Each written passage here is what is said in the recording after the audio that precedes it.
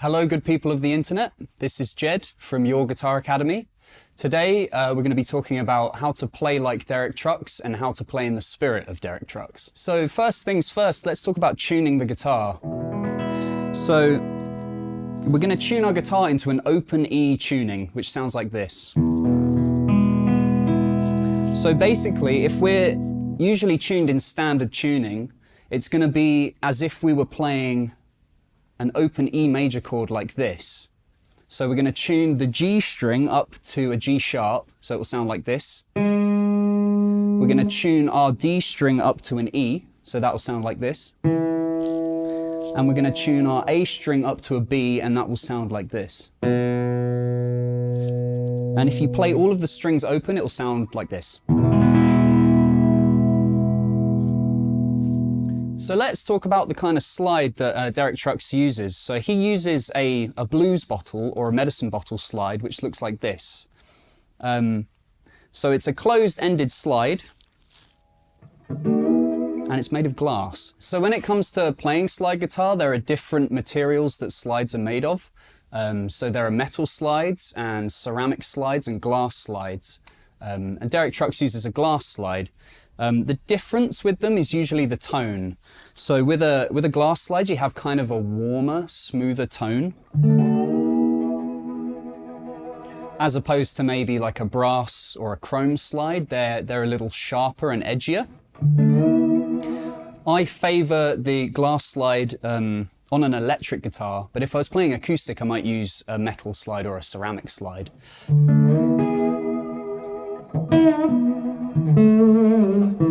I think it's the nature of the electric guitar. If you're plugging into an amp, things can get loud and quite active.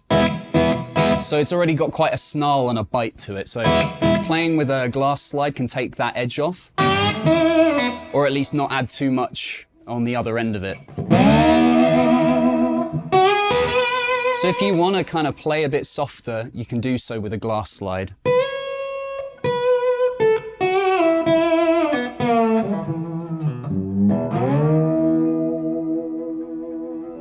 Cool, so let's talk about hand technique. First of all, let's talk about how to hold the slide. So if you're using a bottle, the bottle is quite wide. So if I just lay it on my finger, you can see it kind of moves around. So I think what Derek Trucks does and what you can do is you can angle your finger. I don't know if you can see this. You kind of angle your finger in the slide. So instead of holding it straight like this, you kind of angle it so that the knuckle part towards the knuckle's kind of coming out at the end a bit. So the top part of my finger here and my fingertip kind of create pressure on the slide. So I've got pressure here on the top and pressure here on the tip. And when I put that against the strings, I can hold the slide in place a lot better than if my finger was straight. You just get more control that way. If you're using maybe a slide that's a bit thinner, so there's not as much space for your finger to move around, you can get away with not doing this kind of arching your finger technique. So you could have more of a flat finger. And again, it depends on what finger you want to use. Maybe if you used your middle finger, you can get away with having a straight finger. But for me personally, if I arch my finger, I use my ring finger. I just get more control with playing.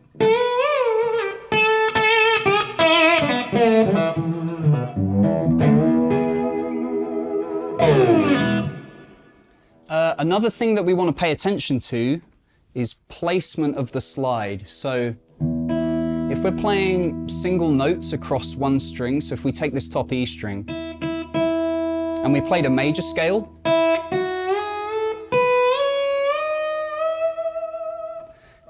unlike playing without the slide, when you're playing just with your fingers, you're going to put your finger between the two frets, so the two metal bits. When you're playing with slide, you're going to put the slide directly on the fret to get the note to ring in tune. So if I play this note on the 2nd fret,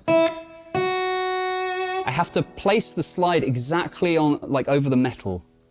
if I put it in the middle of the first fret and the second fret, so the actual metal bits, you'll hear it's slightly out of tune. Yeah, that's an undesirable tone, or pitch even.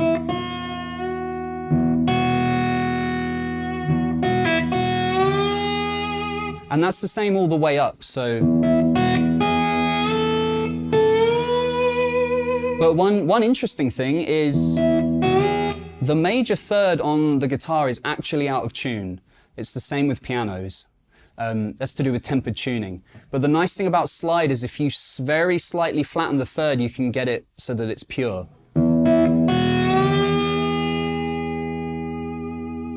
So in that case there, the slide is actually very slightly behind the fret.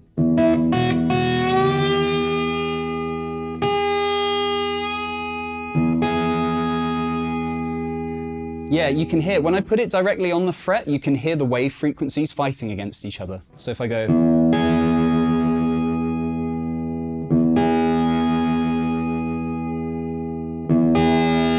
So that's in tune there. And then if I put it directly on the fret, you can hear the wave frequencies fight against each other. That's not the same with all the notes, but the major third is interesting in that way.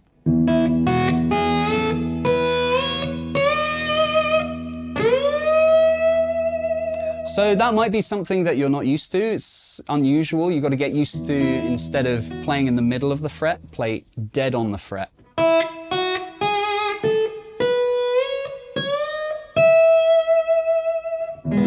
So that's kind of the main thing with the left hand, is making sure that you're directly on the fret. When it comes to the right hand, if we're doing single note melodies,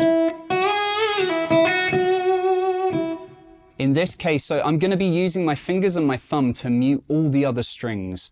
So if I'm playing the top E string, I'm taking my thumb and laying it across all the strings, so that my index finger, middle finger, and maybe my ring finger occasionally is free to pick that top E string.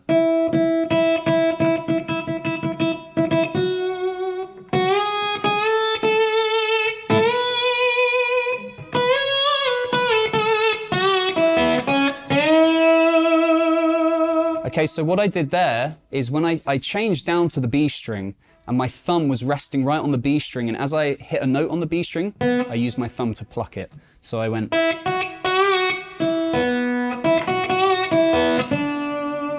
And then now that I'm on the B string, I'm shifting my hand down. So whatever string you're playing, like a melody or notes on,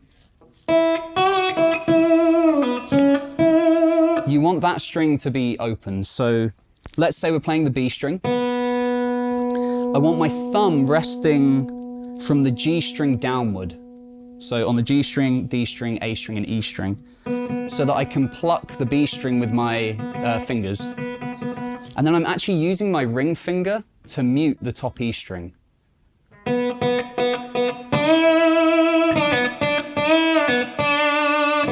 And that's going to be the same as I move down. So if I then move down to the G string, here again, I'm using my thumb to mute the lower strings, and now I'm using my pinky and my ring finger to mute the top E string and the B string.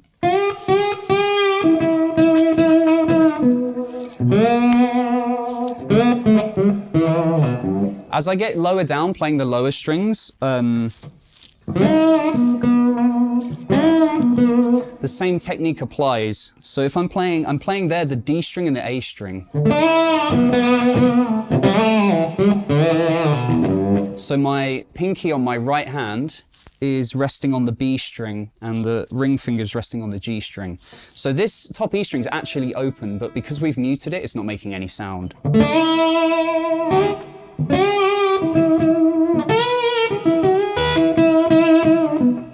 So with a phrase like that,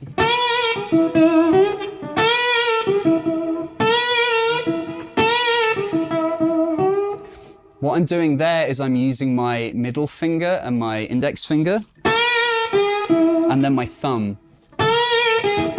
So I'm starting on the B string, When I change string, I use my index and then my thumb on the D string.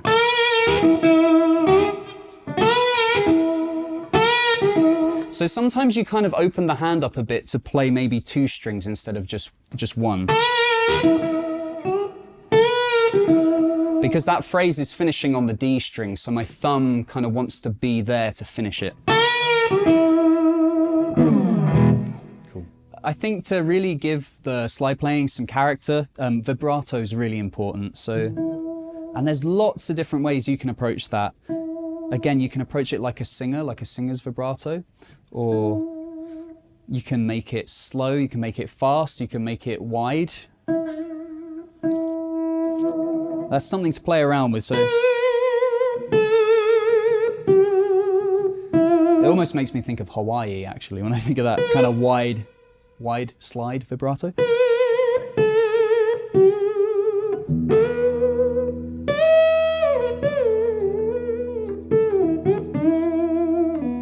Or starting a note completely straight and then putting some vibrato into it. So.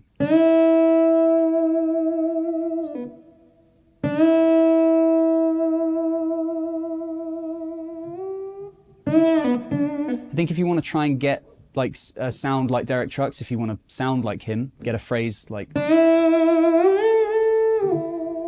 He's got quite. It's fairly fast and short, I think. And the same can apply to chords, so.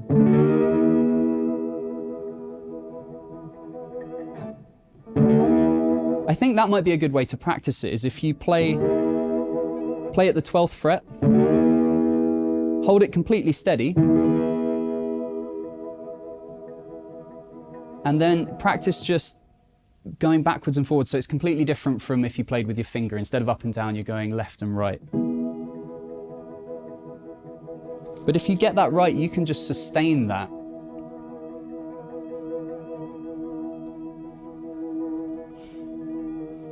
I need more water. Yeah, so you can sustain this for as long as you want. That's a great way to practice.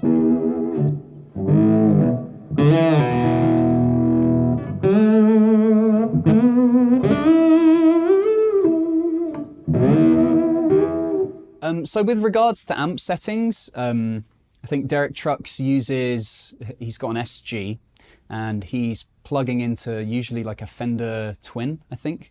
And that's all he does. He just has the guitar, lead, maybe a tuner. But there's no pedals other than that, maybe. So usually just straight into the amp and then turned up loud, I think. And that's how he's getting that range of tone. If you're at home or somewhere where you can't turn up too loud, what can you do? What I do personally is I play through a Blues Junior, so it's a valve amp, but I don't, the gigs I'm playing, I'm not able to turn up super loud. So I'm usually around 4 on the volume setting. So if I want to get an overdriven sound, and if I can't get that by driving the amp, I'll use an overdrive. In this case today, I'm using a Bad Monkey pedal here. So if I turn the gain up on this,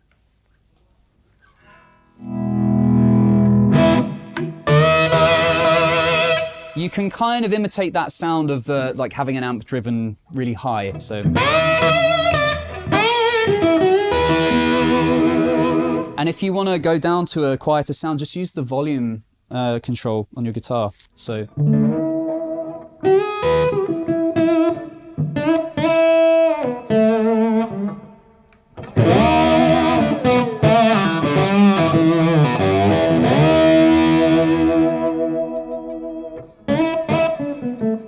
Yeah, I feel like it's nice doing this because you don't lose a huge amount of volume. It kind of just takes the gain off of it. So if I roll that down, I'm going. So this is on 10.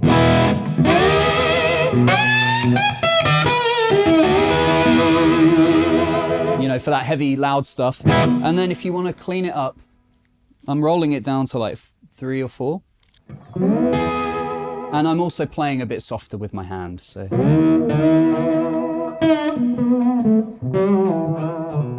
So that's how you can kind of achieve a similar sound if you can't turn your amp up really loud. So I remember when I first heard Derek Trucks, it was on a Songlines album of his.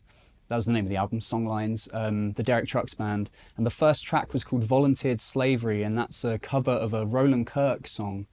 And I remember it just starts with percussion, and then his guitar comes in, and it hit me immediately. I'd never played slide before, but I was like, I have to do this.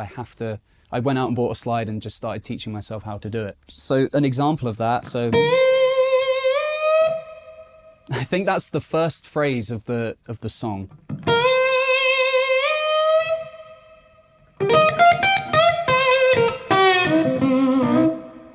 It was so direct, it hit me in my gut. I was like, man, what is he doing? I have to learn that.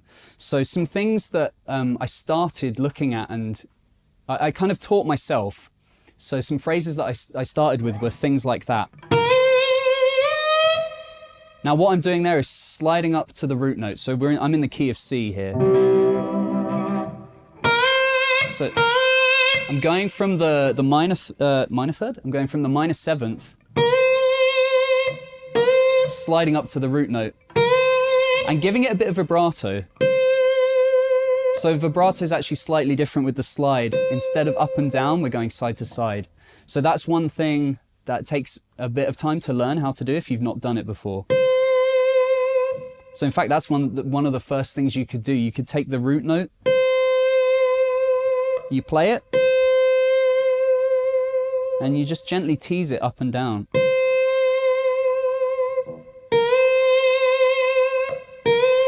So I'm sliding into the root note, then I'm hitting the minor third and just kind of bending it up really slightly. It's like a microtonal thing.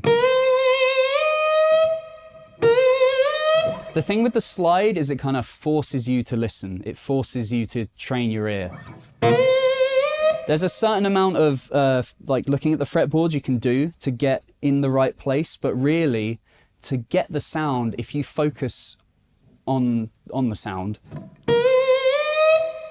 the other stuff will be a byproduct. So the technique and how to hit the string and all that stuff, that will be secondary, really. If you take a phrase that you hear and you try and work it out, all that other stuff will come by itself. So.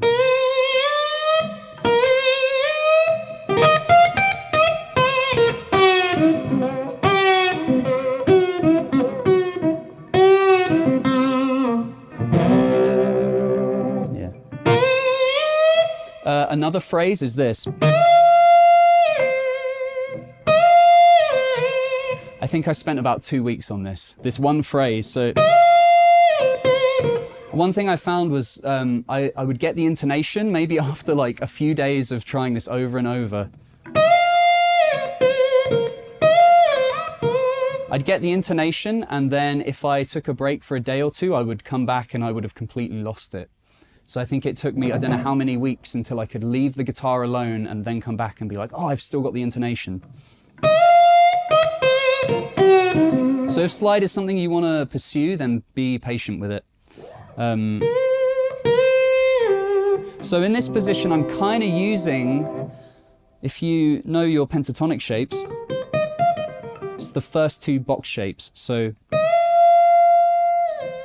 fret-wise, I'm using the 13th, then the 11th, and then the 8th. And that's going to be the same on the B string. We're going to play the same thing on the B string.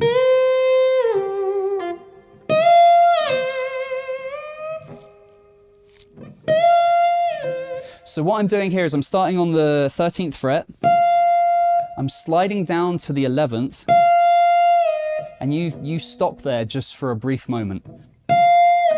And then you slide down to the 8th. And you gotta, if you're gonna practice this, you gotta start real slow. So.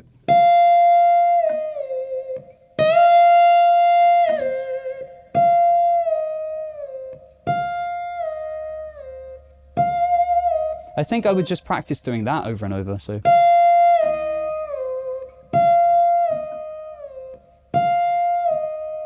And sometimes it's fun to take a leap and you just go for it and give it a go. So.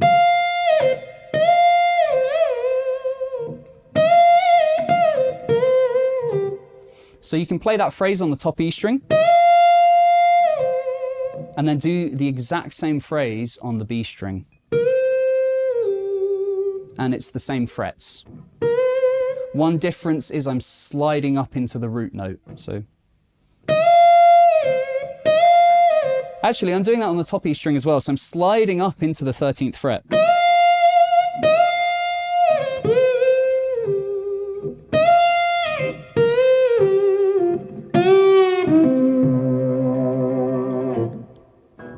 Another great one is if we're at the 13th fret. So we're still in the key of C here. 13th fret.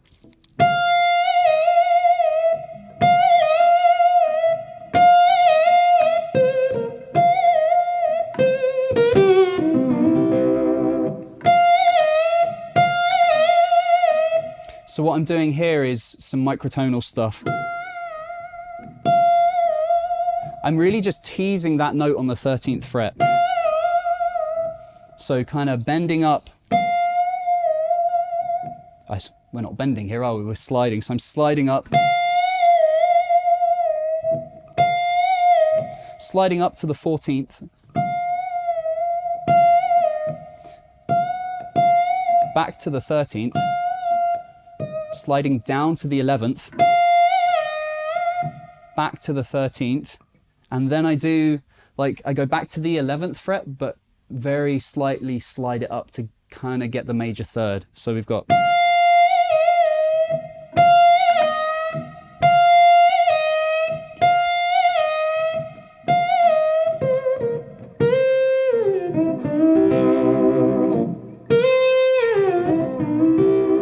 This is a great one. So this is very Elmore James. So what I'm doing here is I'm sliding from... Actually, let's do this in the key of E. So we'll be at the 12th fret.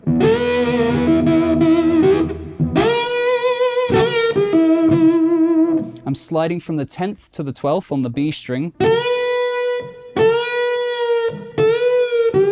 And then I'm going to slide back down, but not all the way to 10, so kind of 11. So we slide up, then down to kind of 11, and then we're going to slide up on the G string. So, and as we get to the 12th fret on the G string, we're going to pick or pluck the D string on the 12th fret. And that's that phrase. It's really beautiful.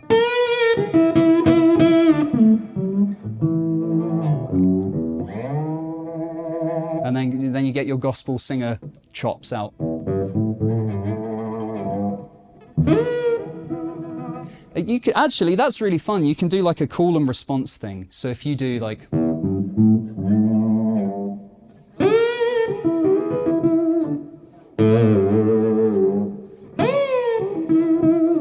So I'm doing like I'm playing in the low octave, trying to get like as if it were one voice, and then playing in the higher octave as a response to that lower voice.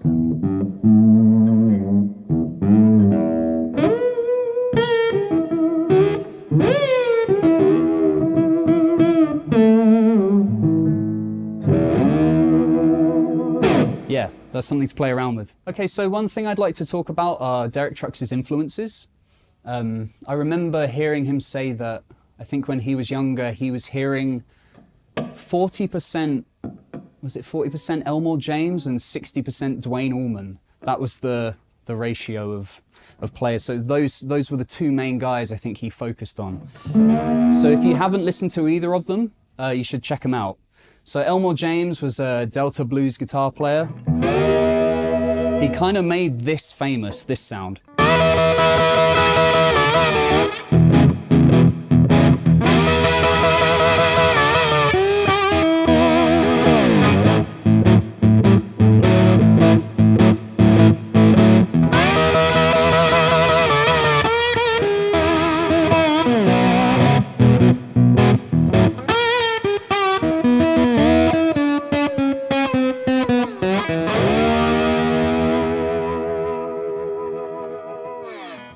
He had a lot of really nice melodies going on. So playing up here at the 12th fret, I think Elmore James tuned down to like an open D, but it's still, everything works exactly the same when you're using the slide. So he would do a lot of stuff where he'd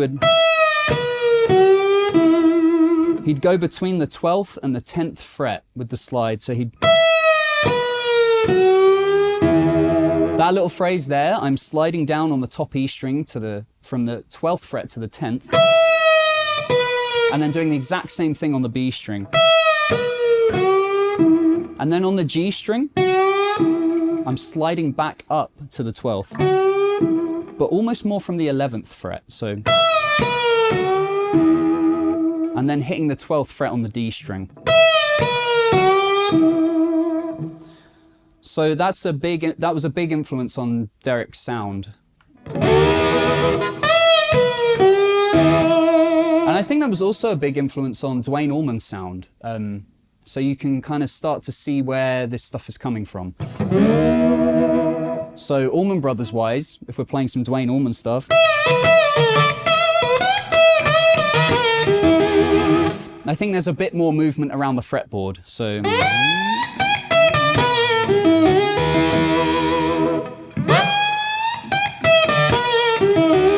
yeah, we're kind of venturing up here. So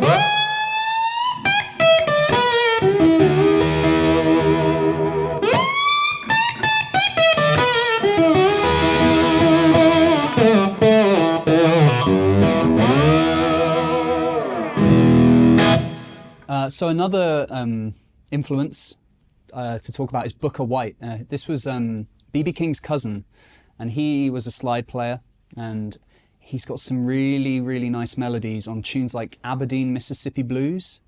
He plays these beautiful things like this. So we've got...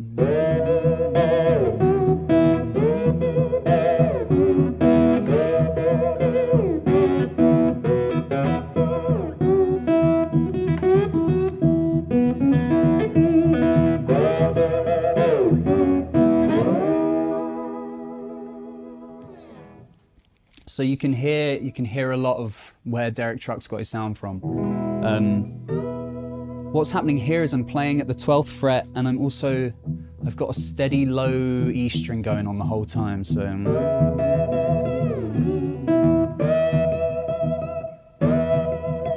these are actually alternating. So my thumb and the fingers hitting these top strings are alternating. The first two are together. So we've got...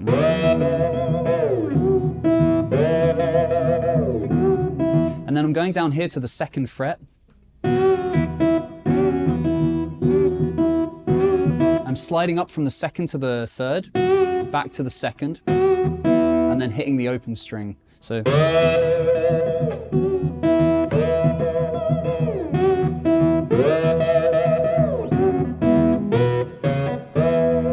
And that last bit is 5. No, it's not. It's 7, 9, 12. Just some lovely little things.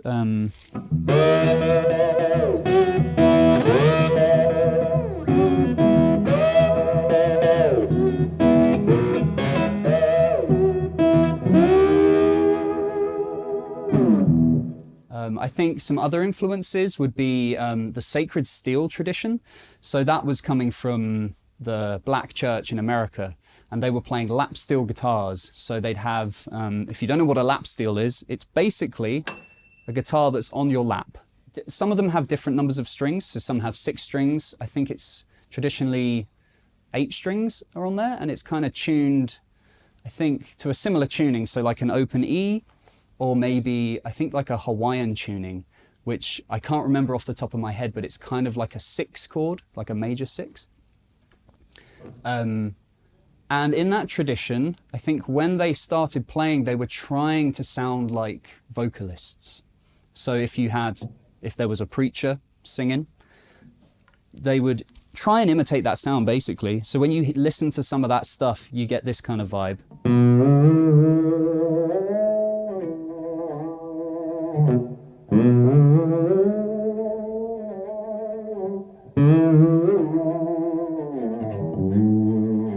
So kind of very vocal, like someone's humming almost, you know?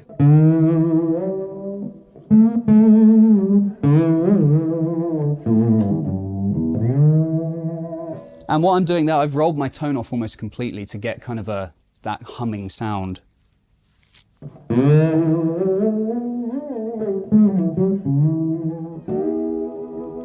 So that gives it a real vocal quality if you're imitating a singer. You can do it up the octave, you know? Like a female singer.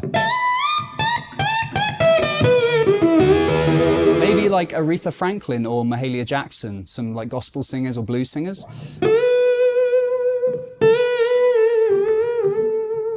And you can get all those inflections, those microtones of...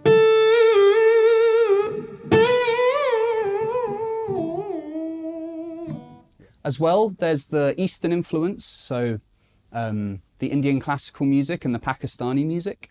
So there's guys like Ali Akbar Khan, who is a sarod player. So that's an Indian classical instrument, and it's a fretless instrument. So I think it's played with the fingernail on the first finger. Just has like a metal, I was going to say fretboard, but there's no frets on it, a metal board. And so when you hear that, it's got a slide quality to it because there's no frets. And I think I heard Derek Trucks say that he just listened to that music for years, and after years of listening to those kind of microtones and those tiny inflections and the ornamentation of notes, it just starts coming out in your playing. I've listened to quite a bit of it, and I'll try and give you an example of what that would sound like. So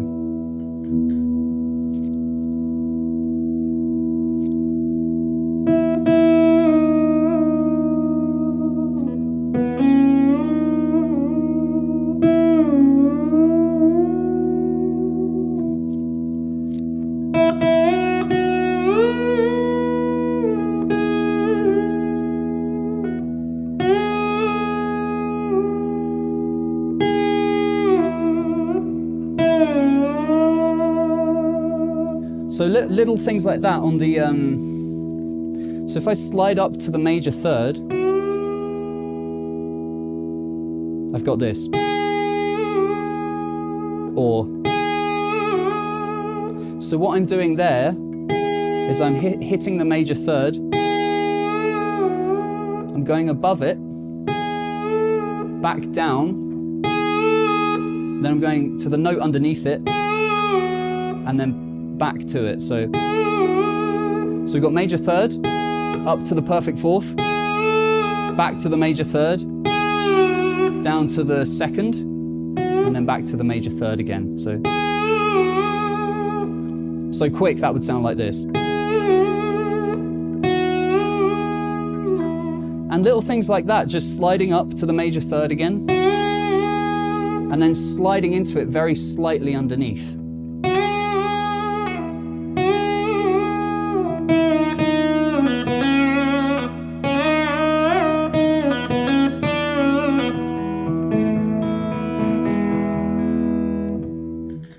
Yeah, another one was Nusrat Fateh Ali Khan, a Pakistani Qawwali singer.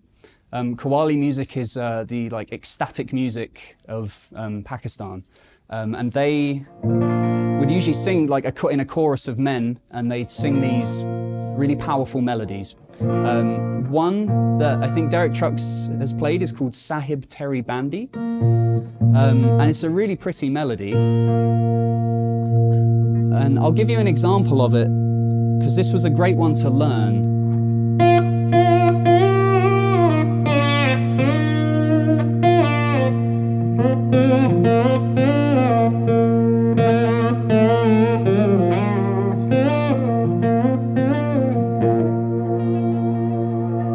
So that's the melody.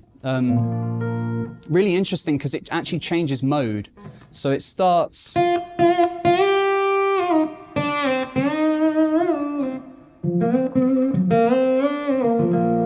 It starts just completely major, and then here it changes to, I guess, Mixolydian, because we get the flat 7.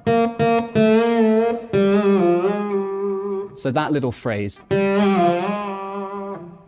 that's something you could take and put in your own playing. So kind of similar to the one I played up here with the major third. That. So I'm going from major 6, major 6, minor 7, then back to major 6, then 5th, then minor 7, and then major 6 again. And all together it sounds like this. And I'm sliding between every single note. So there's at no point when I'm playing those notes do I mute the string. And I think one thing about playing in that manner is, I think there are rules in ragas, so in the Indian classical music, where they play certain notes on the way up and then certain notes on the way back down. I'm not sure of the rules completely, but it's something like that. So if you hit certain notes, it brings out the rag, and if you hit other notes, it loses the feel of it. Just an interesting side bit of information there. Thanks very much for tuning into this video. If you've enjoyed it, let us know in the comments. If you want more slide content, let us know. Otherwise, I'll see you in the next video. Thanks very much.